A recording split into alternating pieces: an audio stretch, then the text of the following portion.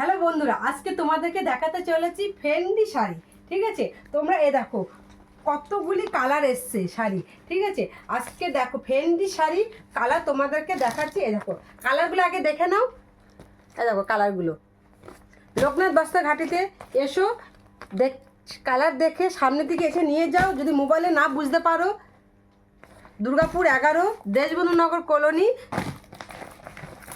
দেখো এবং তোমাদেরকে এবং একটা আমি খুলেও দেখাচ্ছি। দেখো ক্যাটালগটা দেখো, আমি তো আগে তো তোমাদেরকে একটা একটা করে দেখিয়েছি, তার আগে আমি পরে একটা খুলে দেয়। দেখো ক্যাটালগে পুরো শাড়িটা চেন আর পার এরকম জরি সুতোর কাজ করা, আর জরির এরকম কাজ করা, পাথর লাগানো আছে।